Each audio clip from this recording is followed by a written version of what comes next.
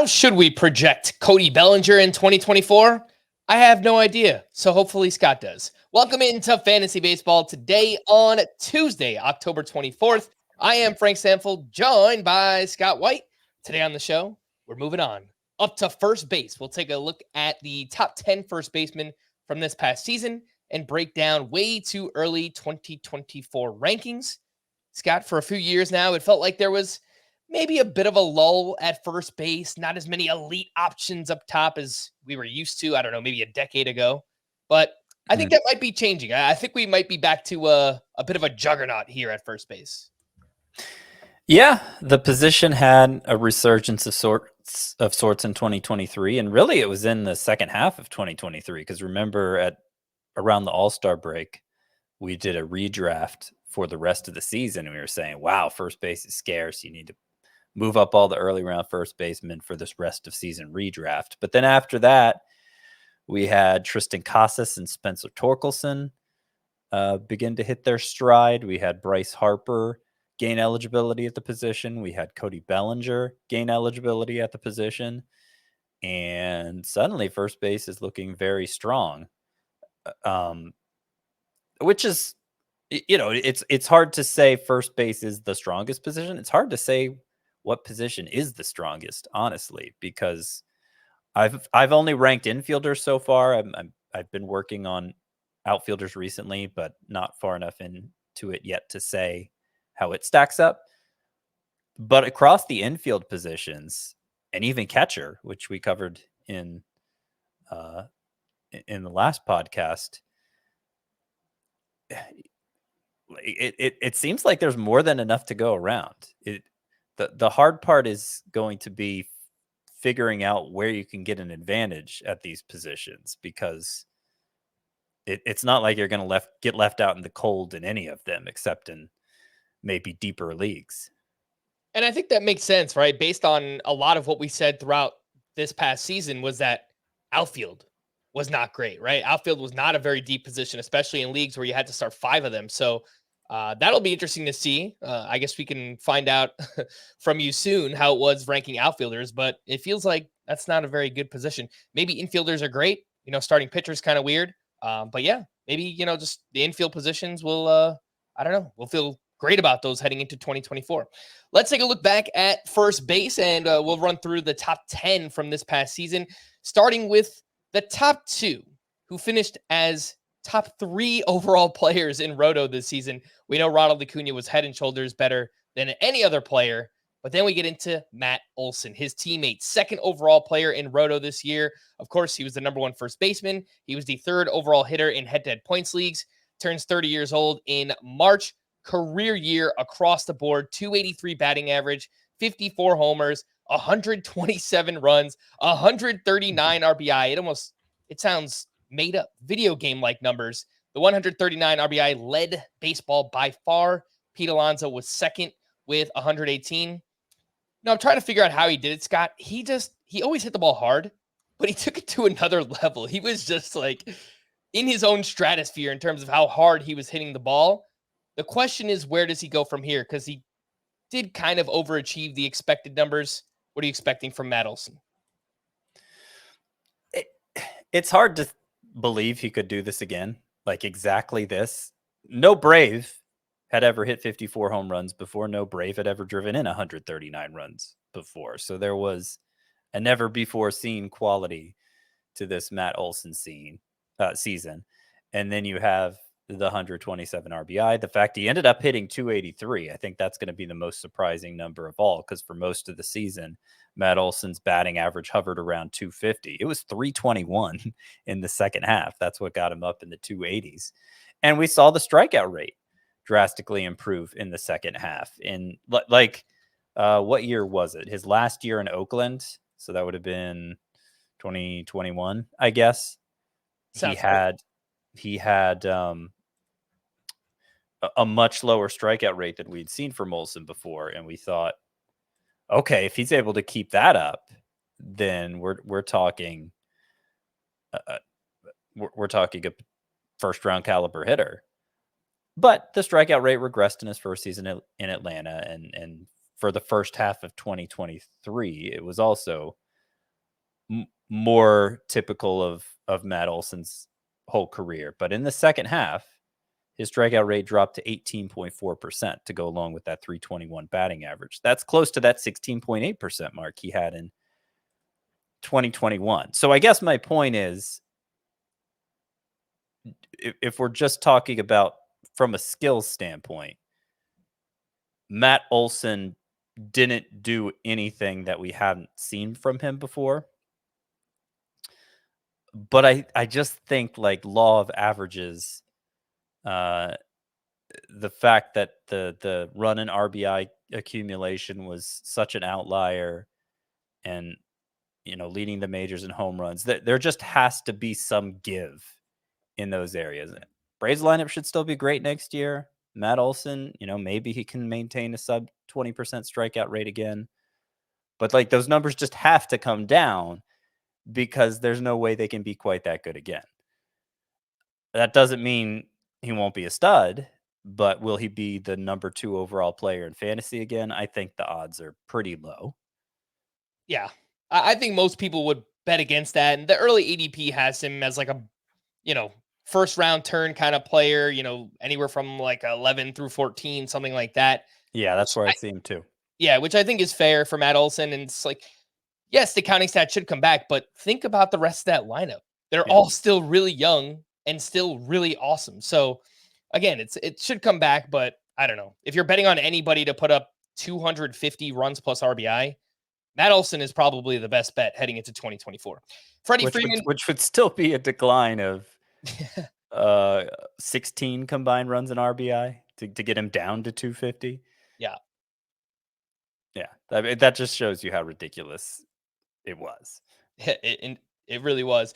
Number 2 first baseman from this past season was Freddie Freeman, the 3rd overall player in Roto. He was the 2nd overall hitter in head-to-head points leagues.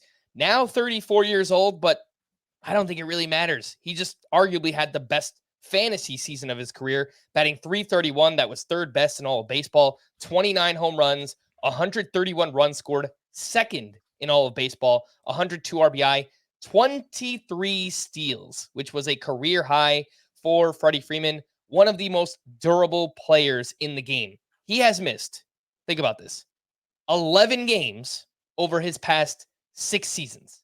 11 games in 6 seasons. That's all Freddie Freeman has missed. He is, if you just want the safest player possible in the first half of the first round, it's Freddie Freeman. And I can't really find a debate against it, Scott. Yeah.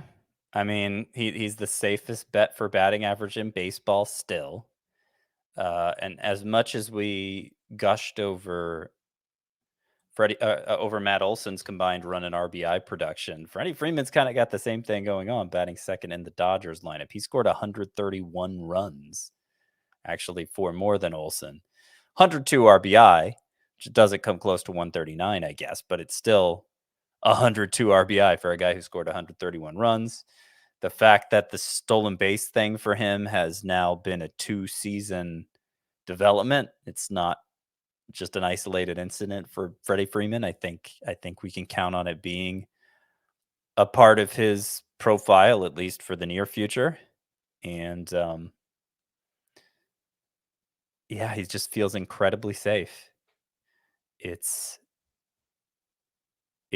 hard to say that, like, what would be too early to draft Freddie Freeman. I don't think we can say at this point that any pick would be too early. I guess maybe drafting him over Acuna would be ridiculous. But if somebody wanted to take Freddie Freeman 2nd overall, I don't rank him that high.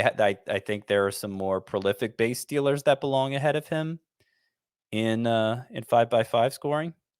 But in point scoring, do I have him 2nd in point scoring? I can't remember if I have him or Mookie Betts 2nd, but like, it's the point is, it's justifiable from Freeman, because exactly what he's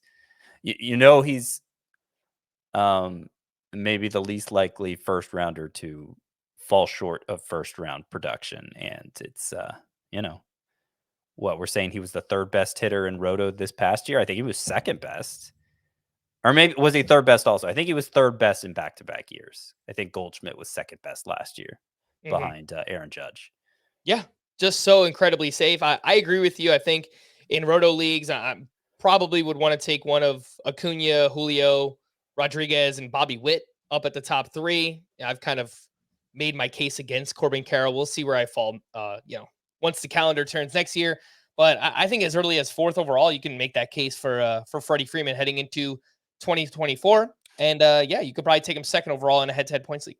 Let's By the move. way, I just thought of something funny. So I said no Brave in history had hit more than the 54 home runs Matt Olson hit this past year. It's the Braves record, which, franchise record. What does that mean, really?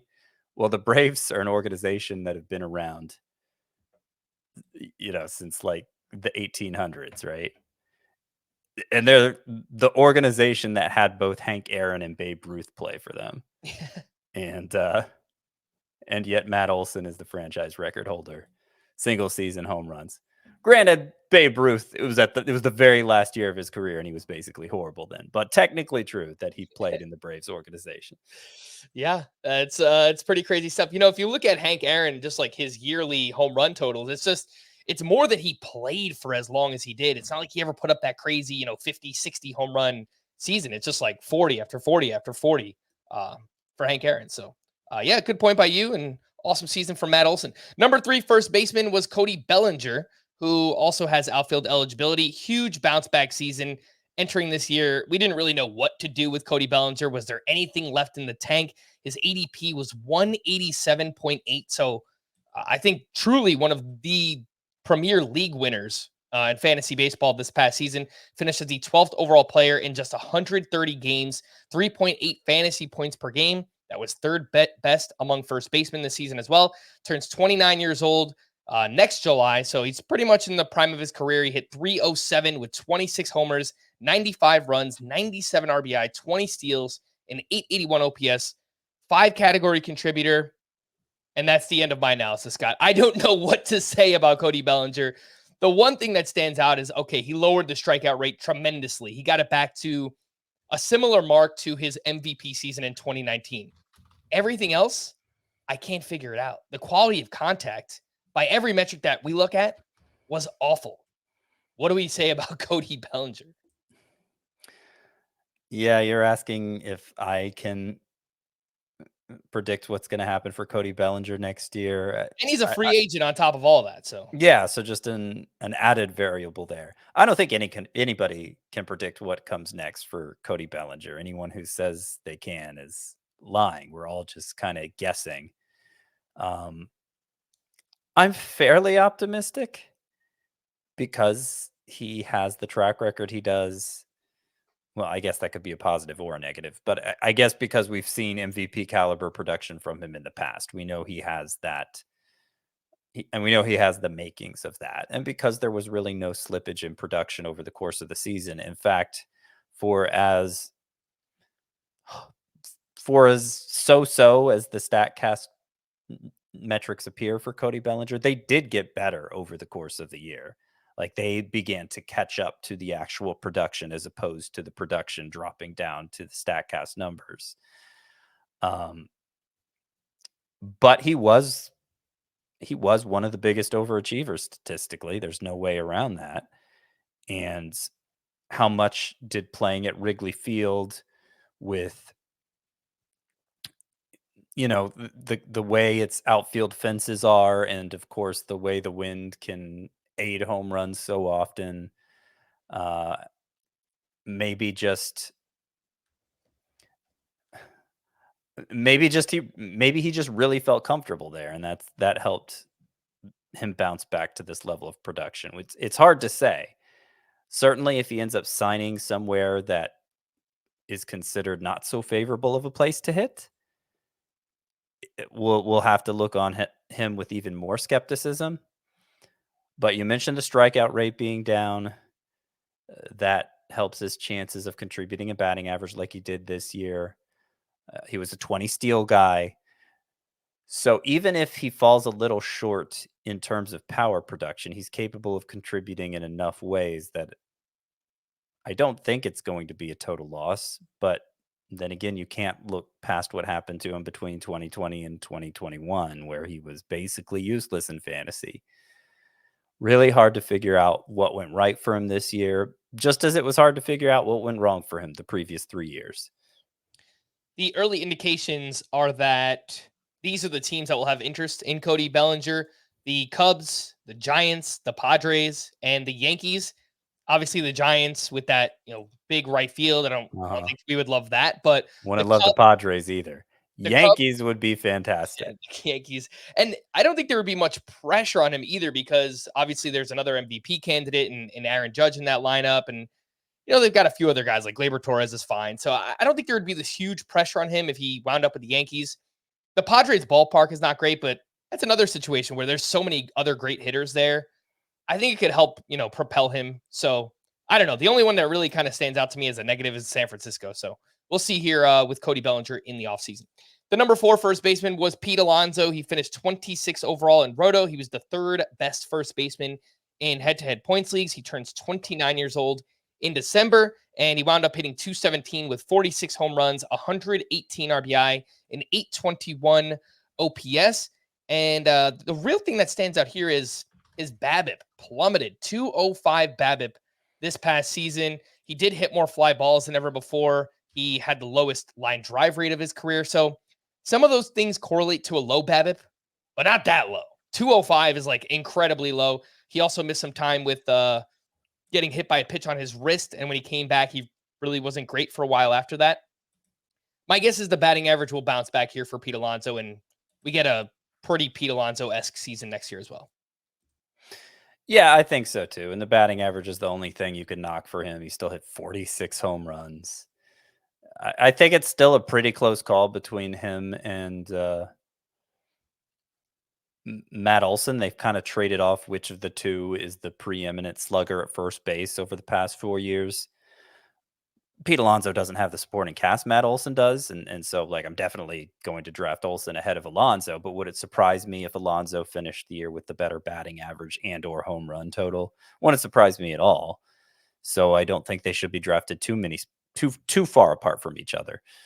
All right. The number 5 first baseman was Christian Walker, who finished 29th overall in Roto, the 4th best first baseman in head-to-head points leagues. He will turn 33 years old in March, so before opening day next year. He hit 258 with 33 homers, 86 RBI, 103 RBI. I said RBI twice. That would have been 86 runs scored, excuse me. 11 steals and an 830 OPS. Pretty much identical seasons between 2022 and 2023. He increased the batting average. He stole a few more bases here. I have no reason to actually believe Christian Walker is going to fall off, Scott. But at 33 years old, it just kind of feels like one of those situations where you want to get out 1 year early before that kind of decline Yeah. starts to happen. I don't know. Again, there's no reason for me to believe that's going to happen, but he's just kind of getting up there a little bit in age. Well, Christian Walker was the winner of the Oops, I Did It Again award for 2023, which would make him the inaugural winner. I mean, from that perspective, well, you're just following into the same trap that so many did this year, Frank, by doubting Christian Walker. He's proven it twice over, right? But I kind of agree with you. It's He's, entering his mid-30s, and although the production was the same, the average exit velocity dropped 2 miles per hour from 1 year to the next. Now, max exit velocity actually went up some, which I think is more important when you're gauging a player's power potential. Strikeout rate held steady. The drop in exit velocity was a little weird, but I don't know what to say about it other than that. It doesn't look like a clear depiction of decline for Christian Walker when, sizing up everything else. So I don't want to make too much of that. As for whether it's time to get out, as you say, get out at the risk of, at the risk of buying in a year too late. It kind of depends where he's going, right? Yeah. Like I don't think he's going to be drafted as high as 5th at first base. I know he's not going to be drafted as high as 5th at first base because there are a couple of obvious players who will go ahead of him who we haven't talked about yet. So he might not be drafted that much earlier than next year, just given the surplus of alternatives at the position. In which case, I don't know that you need to be so careful. I'm not saying you should hold out at first base because you could fall back on Christian Walker later. But if he's going in round 8 or 9, I'm not going to be afraid to take him. That's for sure. Yeah, there's only been 2 drafts done over at the NFBC, but the early indication is around the 80s, 80 to 90 range for Christian Walker, which it actually sounds pretty good to me. So again, I agree with you. I think it comes down to the market, right? Like if he was a top 60 pick, I'd say that's probably too early for Christian Walker. But if he's going 25 picks after that, and you're just trying to play the value game, and okay, you want to take a second baseman early, outfielder early, starting pitcher, whatever it might be, and then okay, you get to the 7th, 8th, 9th round, and Christian Walker is the best available, then yeah, I think that's probably a perfectly fine place to draft him again next season. Let's take our first break. When we return, we'll get back into the top 10 finishers from 2023. We'll do that right after this. Sports bettors, it is time to level up. What's up, everyone? I'm Mackenzie Brooks, host of the Sportsline Model Show, a new Sportsline YouTube show powered by the Projections and Insights team. We are giving you a new edge to sports betting by showing you behind the scenes of the Sportsline simulation and using it to answer your questions. Over the years, this team has cracked odds makers' codes and successfully replicated their lines. From there, we find out where books have moved lines artificially to target the public narrative, and we show you how to react to it. So join us every Tuesday for Q&A, value picks, fantasy analysis, and game breakdowns from the brains behind the Sportsline simulation. Come bring your questions and let's cash with the model. Welcome back in. A little peek behind the curtain, but we are recording this a few days in advance, so no news and notes, no playoff updates for now. We'll do that later on in the week when we talk first base prospects. Let's get back into the top 10 finishers from this past season. The number 6 first baseman was Yandy Diaz, 37th overall in Roto, the 6th best first baseman in head-to-head points leagues. Does not turn 33 until August of next year. So seems all right for now. Career highs across the board, batting .330 with 22 home runs, 95 runs scored, a .932 OPS, which was 7th best in all of baseball. Now, here's where I'd like to caution you on Yandy Diaz. 12 of his first 22 home runs came in the first 2 months of the season when his ground ball rate was 45.5%. Over the final 4 months, when he hit his final 10 home runs, his ground ball rate was 55%. And that's much more like the Yandy Diaz we've seen in years past. Obviously, Scott, it's going to come down to where he's being drafted next year. So I don't really want to say I'm just completely out on Yandy Diaz. He's a much better points league and OBP player. But yeah, I think what we saw over the final 4 months is probably more of what we should expect. Yeah, I agree. He couldn't sustain that improved launch angle for long. And that's always been the issue for Yandy Diaz. And part of it too, as you mentioned, career highs across the board, basically, specifically the 22 home runs, the .330 batting average. Those both seem to be the upper limits of what Yandy Diaz is capable of reaching. And for him to have done it as a 31-year-old, he turned 32 late in the year, actually. That doesn't, breakout seasons are not what you expect from 32-year-olds. Like, he's in the downswing of his career. He's not always like, durability isn't a strong suit, and he plays for the Rays, who more than any other organization, I guess maybe the Giants, you could argue, they're not inclined to stick with any one hitter every day.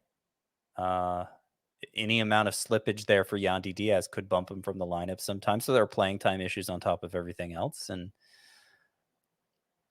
I guess issues isn't the right word. There are playing time questions along with everything else. But more than anything, it's just I don't trust him to deliver on those 22 home runs again. So I think there are other first basemen we'd rather have we haven't talked about yet. Yeah, to be clear, Diaz crushes the ball. 93.4 average exit velocity. That's 98th percentile. The problem, again, is he always hits a lot of ground balls. And, I said I expect what he did over the final 4 months is more of what I should expect. He was still really, really good. He hit 339 with a 903 OPS, but more of like a 15 to 18 home run pace, which I think is probably what I would project for Yandy Diaz next season.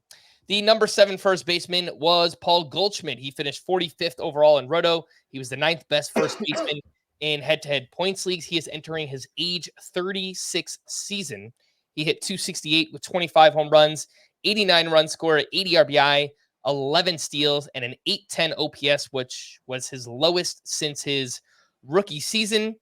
We did see the strikeout rate kind of prop up a little bit here, Scott. But outside of that, I mean, the quality of contact was still really good. In fact, average exit velocity, barrel rate, hard hit rate were all better than Paul Goldschmidt's 2022 when he was the number 2 overall player in Roto. So I know he's old, and obviously there is a risk there. But I think my early lean is that he could actually bounce back at least a little bit based on what he did this past season. Oh, he could for sure. Yeah, I mean if we think StatCast readings are a better indicator of pure skill, then he didn't lose much from his MVP winning 2022 season to 2023, where he was mostly a disappointment for fantasy. So yeah, he could bounce back. I think as a general rule, it's unwise to count on a 36-year-old, that's what it'll be at the start of next season, to bounce back. It's happened before. Remember, Joey Votto had a great MVP caliber return late in his career, in his late 30s. And, Paul Goldschmidt isn't as far removed from that as Votto at the time. So it could happen. I just wonder if it's like if we should take this season as a warning, because we say, okay, the StatCast indicators are still basically the same from 2022. Well, he overachieved in 2022, according to StatCast. So we're willing to look the other way then because the production was so good and because he's Paul Goldschmidt. But maybe just by virtue of that, we shouldn't have been surprised by the decline we saw in 2023. I mean, he hit 268. His expected batting average was 267. He slugged 447. His expected slug was 46. Okay, so that was a little bit under. But the point is, just because the data was similar to 2022 doesn't mean that the production deserved to be as good as 2022, Yeah. And more likely than not, age 36 season, are the skills going to improve or are they going to get worse? More likely they're going to get worse. Maybe there will be some bounce back in the production. I don't have him buried in my rankings or anything, but I don't consider Paul Goldschmidt a top tier first baseman for next year.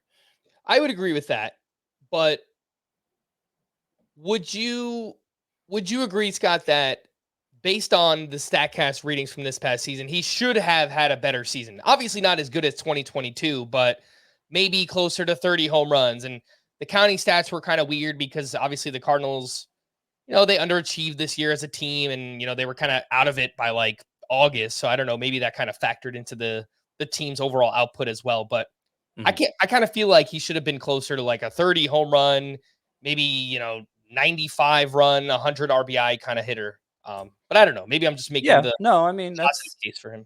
Like I said, he was about 40 points under his expected slug. So give him an extra 40 points of slug. Does that translate to 5 more homers or whatever? Probably.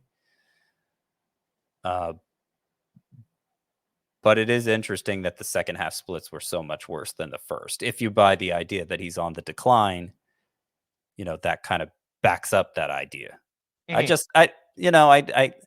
I thought I was going to be more optimistic about Goldschmidt than it turned out I was when I dug into the numbers more. I'm a little worried that this is just the start of a decline as opposed to being a blip. And I'm just completely playing devil's advocate because I don't know that I'm going to draft a lot of Paul Goldschmidt next year, but just for the sake of, I guess, his StatCast numbers, making the case for him. The number 8 first baseman from this past season was Spencer Steer, who will have first base eligibility again in 2024. He finished as the 49th overall player in Roto, the 8th best first baseman in head-to-head points leagues.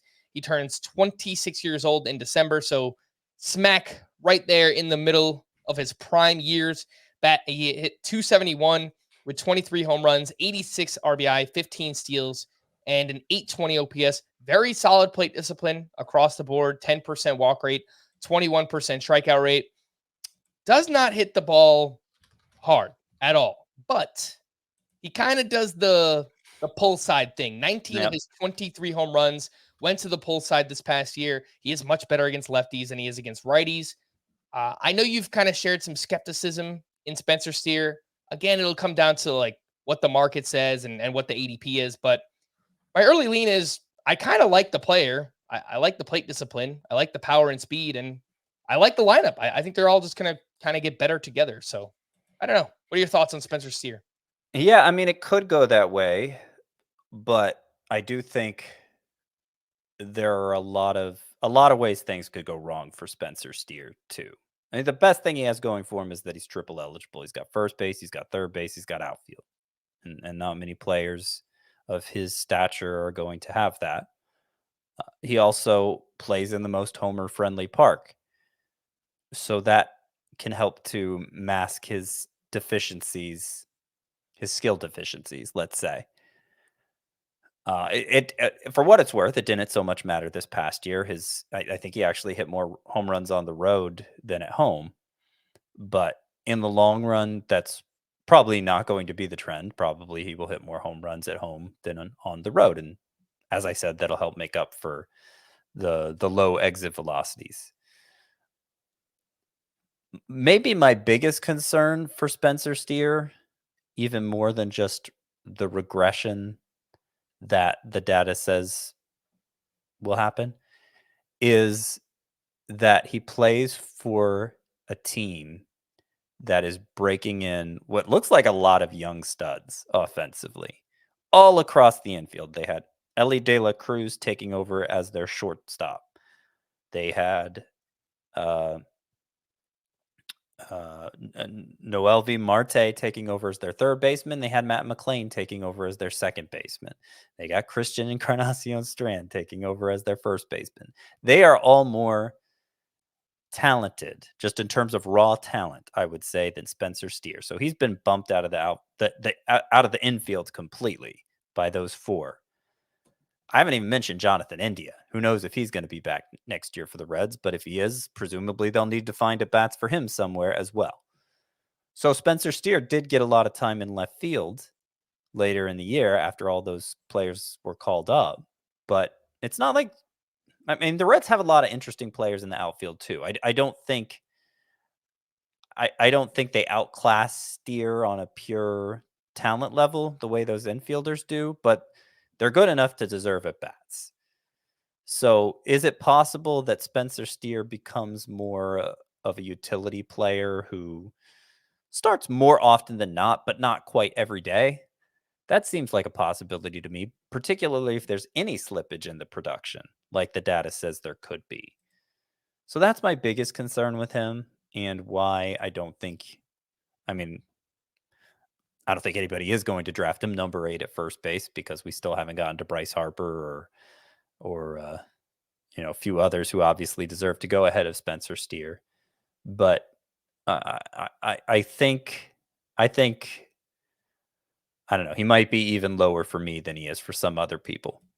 Those are all fair points. And the fact that they have two outfielders who they look like strict platoon players in Will Benson and Jake Fraley. Spencer Steer, much better against left-handed pitching this season. 313 batting average, 928 OPS. And against righties, he hit 256 with a 780 OPS. With all that being said, I think there's a pretty good chance that they move Jonathan India this offseason and they don't bring back Joey Votto. And if that's the case, then I think there's just a pretty clear opening at DH for Spencer Steer, or they can move him around in the outfield, whatever it might be. Yeah, probably they would move Steer around and give other players days off at DH. Yeah. But if that happens, I think we'll feel a little bit better about his playing time. But obviously, we have all season to figure that out for him as well. Justin Turner was the ninth best first baseman, 50th overall in Roto. Getting up there in age quite a bit. Turns 39 years old in November, but it didn't matter this year. Turned back the clocks a little bit. Hit 276 with 23 home runs, 86 runs, 96 RBI, 4 steals, and an 800 OPS. He does have a player option worth $13.4 million. And for the sake of what he just did, I really hope he returns to Boston because he took advantage of the Green Monster in a big way. He put up a career-high 41% pull rate. He also hit 293 at Fenway Park. Doesn't hit the ball all that hard, but obviously makes a lot of contact.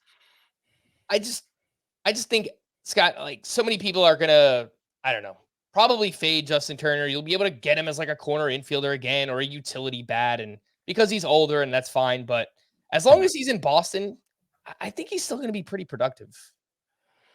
Well, I'm going to be among those fading Justin Turner. You mentioned he's getting up there in years. He turns 39 this offseason, and I don't think anybody thought he was going to bounce back with these kinds of numbers after the way his last season with the Dodgers went.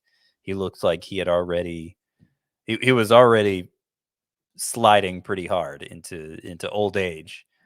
I will also point out that while overall the numbers were very strong from Justin Turner, obviously they made him a top 10 first baseman, there were problems toward the end. He had pretty bad plantar fascia issue. Wasn't that it? Plantar fasciitis? I know it was labeled as like a heel injury, but it wouldn't surprise me if it was. He could hardly play the field by the end of the year. Had some real problems with mobility. It was an issue. It was a whole thing. And had a pretty terrible September, which isn't to say like that's going to be his problem next year. But when you're 39 years old, like that stuff is going to happen more frequently. And I doubt he ever gets as many as 558 at bats again. I mean, shoot, that was a career high. He got his career high in at bats at age 38. Yeah, I think it's pretty safe to say that he won't get that many at bats again. And I don't know. I mean, the player the option to return to the Red Sox is Justin Turner's decision. Player option, $13 million. Does he think he can get more than that on the open market after the year he just had? Maybe. I mean, goodness, it's a $6.7 million buyout. So, and it's a player option, really? That's Well, what why wouldn't he take the near $7 million and then test the open market? Yeah, I mean, if that is the case, If I understand the terms correctly here. Are you looking at Spot Track? I'm looking at Baseball Reference. Yeah, it says 2024 player option contains a $6.7 million buyout. Yeah, that's what it says. It on Spot Track as well. Right. So, and look, I mean, he helped the Red Sox break in Tristan Casas this year, but we think Tristan Casas is ready to run now, right? Like he doesn't need any breaking in anymore. Meanwhile, they introduced Wilyer Abreu. They introduced Cedar Rafaela at the end of the year. Their outfield is going to get Jarren Duran back. I think they kind of need to move Masataka Yoshida over to DH full-time to accommodate all those outfielders. So I don't know that the at-bats are really there for Justin Turner. So it wouldn't surprise me if he left the Red Sox at all. I think his best scenario in fantasy is coming back, but I don't think that's at all a given. Mm-hmm. And he's not in my top 20 for next year at first base. TBH. Even though he was just top 10, he's not in my top 20. Yeah, I mean, all fair points. Yeah, I mean, the Red Sox have a lot of young kids that it looks like they need to get at bats as well. So we will find out where Justin Turner is playing next year. But if he is back with Boston for whatever reason, I think I would be kind of intrigued at the right price, obviously, like outside the top 200, whatever. I mean, you can draft anybody at that point, right? The number 10 first baseman this past season was Bryce Harper, who made the transition. Obviously started the year as the DH coming back from that elbow surgery, and then eventually took over as the first baseman. He finished 54th overall in Roto in just 126 games, just turned 31 years old last week. But obviously, we're not worried about age. The guy is still awesome. He hit 293 with 21 home runs, 11 steals, a 900 OPS, and he just flipped a power switch in August. Over the final 2 months, he hit 16 home runs with a 1067 OPS and a 21% barrel rate, which was second best in MLB during that span. I still think he's totally fine, and he's going to be worthy of like a second round pick next year. I agree. I mean, the fact he missed the first month of this season because he was recovering from Tommy John surgery, came back quicker than any player has ever come back from Tommy John surgery, and so it clearly limited his power production over the first 3 months he was there. So missed a month, was not himself for the next 3 months, only became himself for the final 2 months, and yet he was still a top 10 first baseman in fantasy. I mean, that says a lot right there. Of course, what we've seen from him this postseason, you wonder how he doesn't hit 50 home runs every year, because it just looks like he can do it whenever he wants to do it. Seems to have that superhuman quality that we've seen for very few players over the years. But in addition to that, he's a viable base stealer. He is an incredibly disciplined hitter. Almost always has an on-base percentage over 400, which helps to boost him in points leagues even further. There's an impact in Roto leagues too on runs scored, but like he's just one of those hitters who does everything well, and he's going to get pushed into round 2, but it wouldn't be at all surprising if he performed like a first rounder next year. All right, let's take our final break, and when we return, an early look at 2024 rankings here on Fantasy Baseball Today.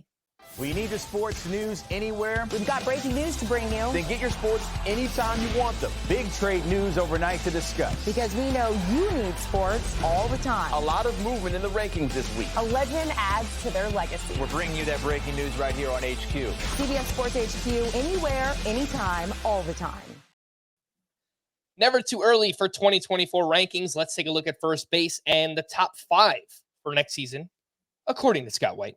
Number 1 is Freddie Freeman, followed by Matt Olson, Bryce Harper, Pete Alonso, and a name we have not mentioned yet today, Vladimir Guerrero Jr., who I'm sure will be a very polarizing player this offseason. He finished as the 62nd overall player in Roto, turns 25 years old in March. He is in the prime of his career, and I don't want to write off a soon-to-be 25-year-old, but man, 2021 just looks like the clear outlier at this point. His OPS by year, 772, 791, 1002, 818, 788.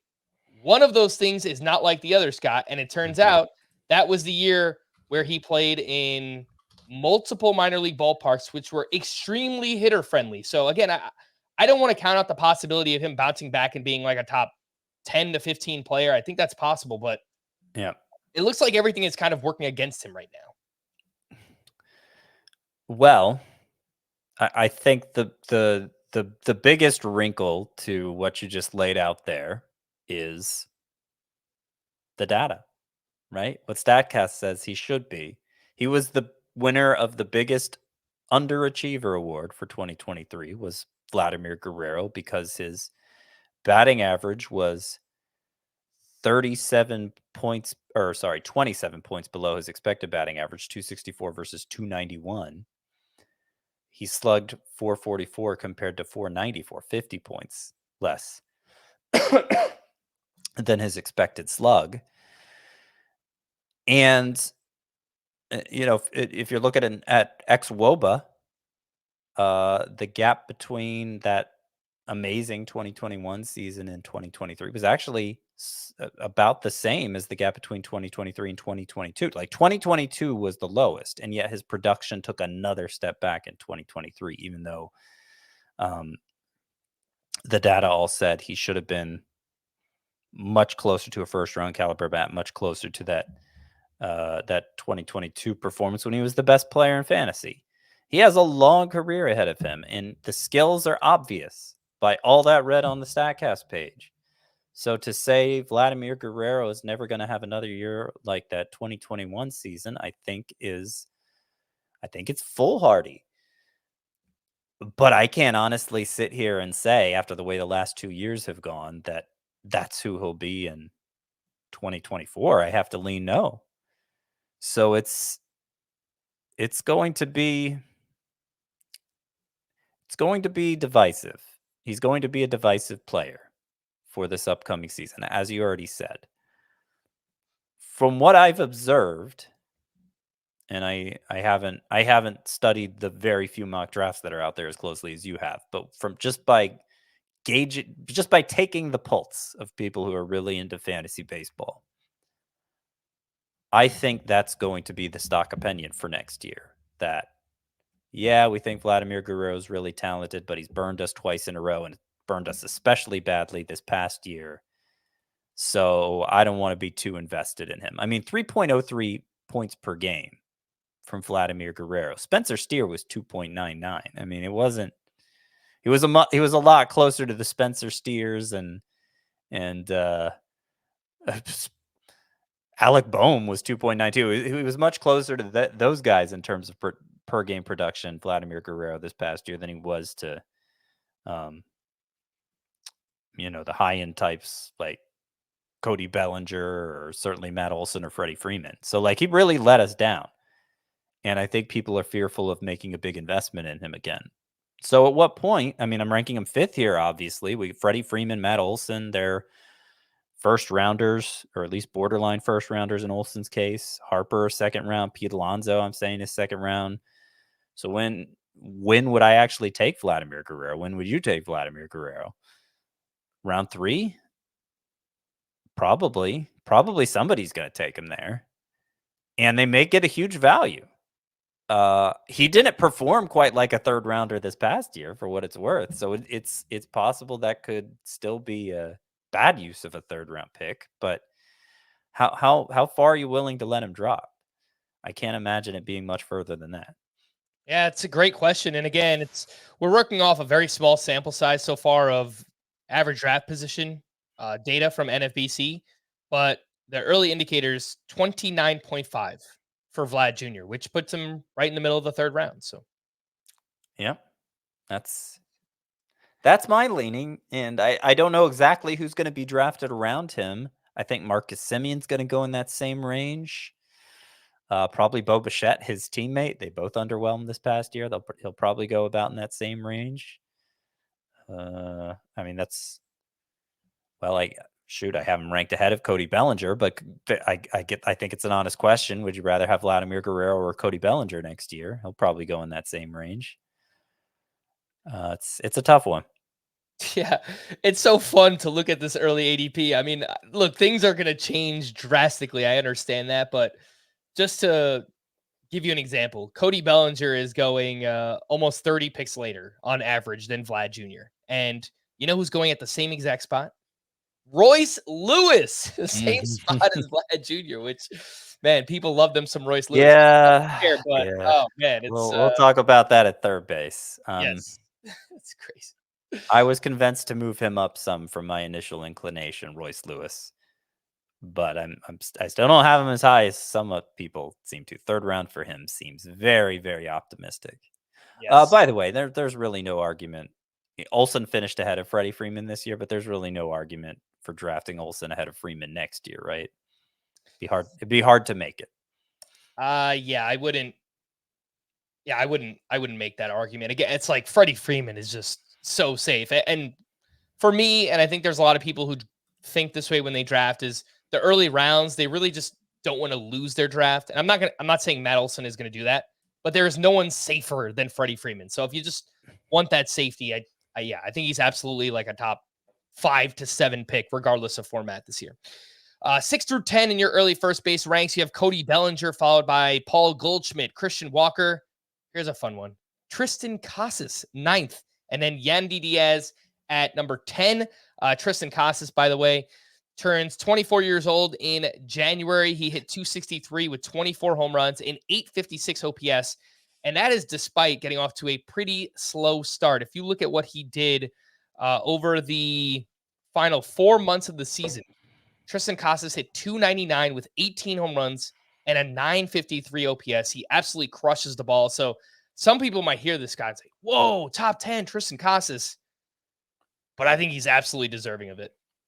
Yeah, it's kind of an optimistic ranking. You gave the numbers over the final 4 months. If you just want to do second half numbers for Tristan Casas, he slashed 317, 417, 617.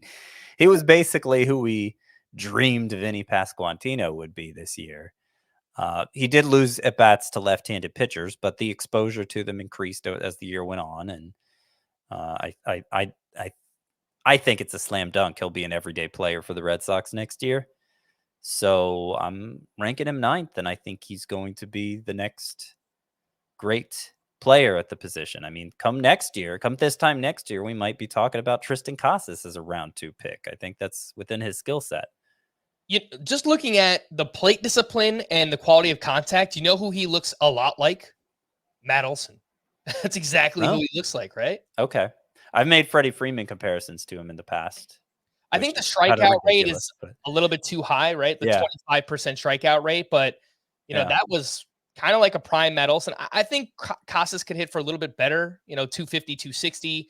Olson had a lot of like 240 seasons and stuff, but yeah, I think like a early career Matt Olson, 250, 260, 40 plus home runs. I think that's doable for Tristan Casas. 11 through 15 in the rankings. Spencer Torkelson, followed by Spencer Steer. All right, back-to-back Spencers. Vinny Pasquantino. Wait, do I have it? Oh, man, I don't have it loaded up, but I'll have to get it. I don't remember what it was. Vinny P, baby. Oh, yeah. Number 14 is Josh Naylor. Number 15 is Christian Encarnacion Strand. So lots of names here that we have not talked about, Scott. Lots of pretty young names as well. Guys to be really interested in. Vinny Pasquantino, he's coming back from the torn labrum in his right shoulder. Josh Naylor broke out in a big way. Christian Encarnacion Strand finished incredibly strong. Spencer Torkelson got to 30 home runs. I mean, this is a really, really fun group. And this begins the stretch of first basemen that I'm not very confident what order to put them in. Spencer Torkelson, he has some obvious drawbacks. I mean, he took a big step forward in the second half, sort of like Tristan Casas did, but he is severely limited by his home park, and that's not changing anytime soon. Home for Spencer, let me put it this way: Spencer Torkelson played every game on the road. He would be, I don't know.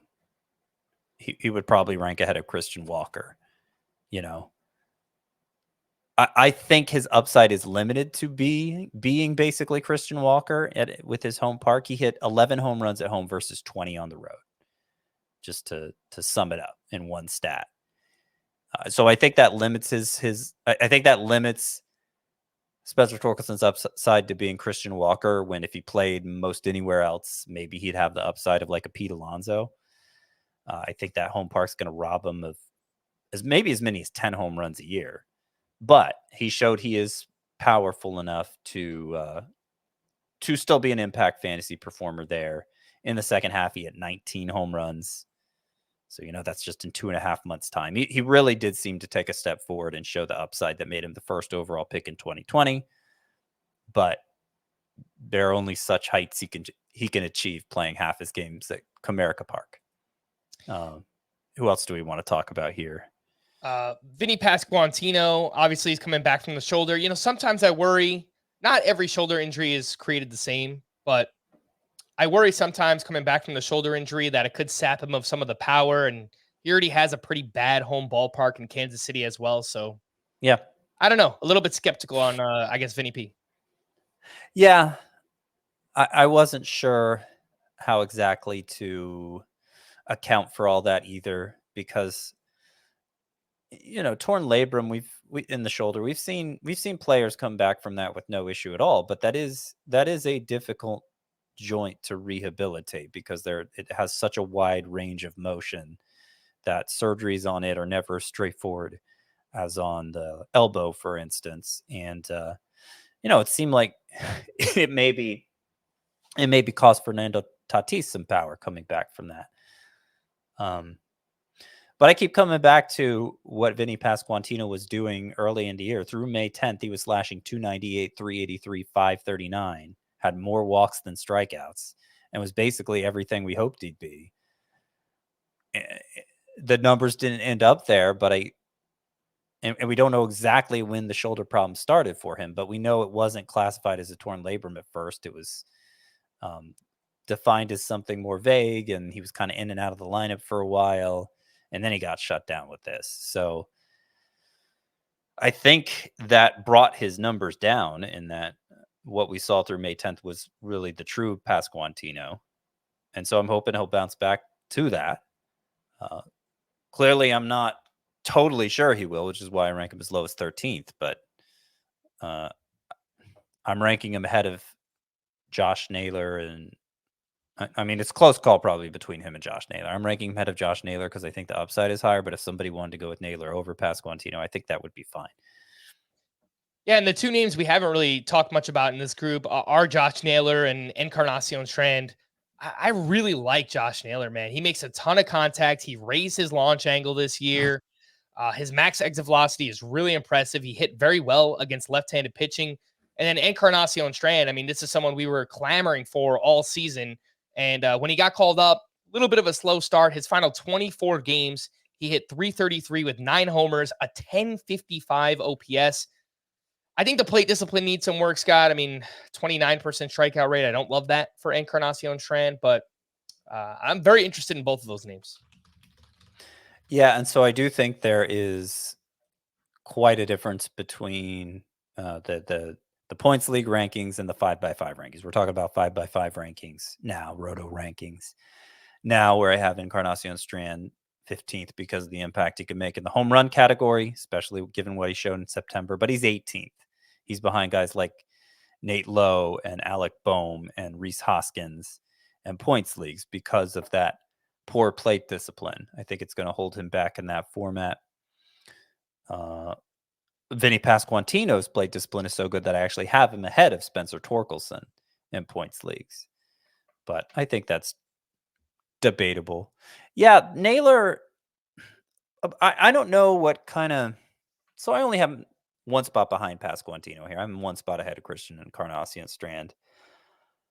I understand the justification for ranking him higher. The data likes him. The production, in terms of per game production for Josh Naylor this year, it was, if we just do the points league thing, 3.22, which was about the same as Christian Walker. It was better than Spencer Steer, better than Spencer Torkelson, better than a lot of the first basemen I rank Josh Naylor behind. And I don't know. I just have... He was stuck in a platoon for so long, sitting against left-handers. That's not happening anymore. Okay, maybe he's cleared that hurdle. I think it just took him so long to become this that I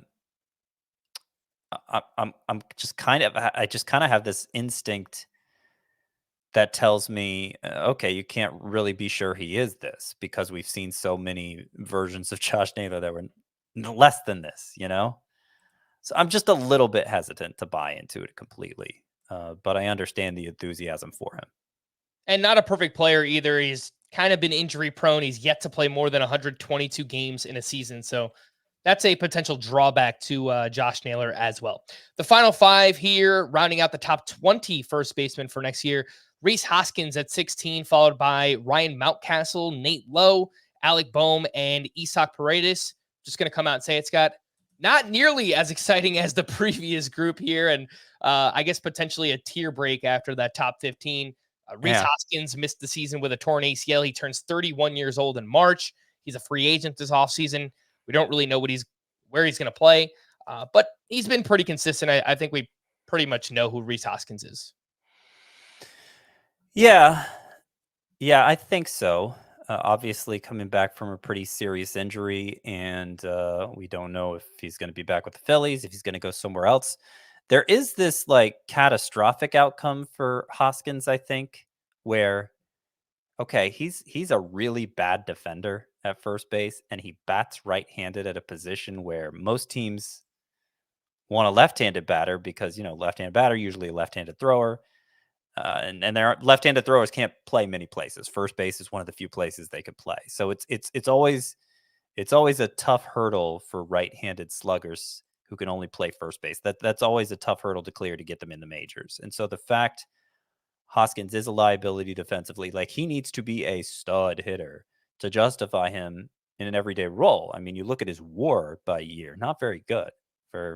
Even though he's obviously we think of him as a productive fantasy player. So now he's on the open market coming back from a serious injury. Is there a chance he signs somewhere without the assurance of everyday at bats? Seems possible. I think it's more likely something that would happen in season. Like he signed somewhere for, I don't know, let's say 1 year, $12 million for like a prove it deal. And he starts off as a starter, but he's so bad, he just kind of falls into a platoon role. It's something like that would happen. I do agree there's a teardrop here. I think it's actually just before Christian Encarnacion Strand. So Josh Naylor at number 14 is like the last first baseman that I would be more or less happy to have as my number one first baseman. Not that I wouldn't be fine with Encarnacion Strand or Hoskins or Mountcastle as a corner infielder. I think they're all fine for that. But it does feel like you're putting yourself at a disadvantage if you make them your top first baseman. Of course, Bohm is more likely to be drafted as a third baseman, and Isaac Paredes maybe as well. I think the two. So we more or less know what to expect from Hoskins. We don't know what team will be and if that might affect him, but we more or less know what to expect statistically. I think same thing for Mountcastle, who continues to be held back by that deep left field fence in Camden Yards. The data makes it seem like he should be a stud power hitter, but he's kind of a middling power hitter because of that fence, and I don't think that's changing. We know what to expect from Bohm, I think, mostly, and we'll talk about him more at third base, I'm sure. It's really Nate Lowe and Isaac Paredes that I think might be the most divisive. Nate Lowe was pretty bad this year. He was pretty bad. Yeah. Only hit 17 homers, 262 batting average. And that was just a year after, remember, he broke through with a 302 batting average and 27 home runs. So a big drop from one year to the next. His numbers against left-handers especially just plummeted. He managed to remain a pretty good fantasy asset because he was in that Rangers lineup. And so 89 runs, 82 RBI, that helped a lot. But he kind of has, I think, like volume is such a big part of his value right now. And because he was so bad against left-handers on a team with clear playoff aspirations at a position where you can find plenty of alternatives, I wonder if he's going to slide into a platoon role next year, and that'll make him not worth drafting even 18th where I have him at first base. And then Isaac Paredes, he won the biggest weirdo award because of just somehow hitting 31 homers, even though he makes some of the weakest contact of any player who gets consistent at bats. And he was a pretty good power hitter in 2022 as well. So he may have just mastered that trick of pulling the ball in the air to maximize your power output. But I mean, if that trick doesn't come through for him one year, like it's going to be bad. You don't want to be caught holding the bag because he's probably going to lose at bats very quickly on the Rays and just be totally worthless for you. So that's why I have him ranked as low as 20th, Isaac Paredes, even though he deserves much better than that based on 2023 production.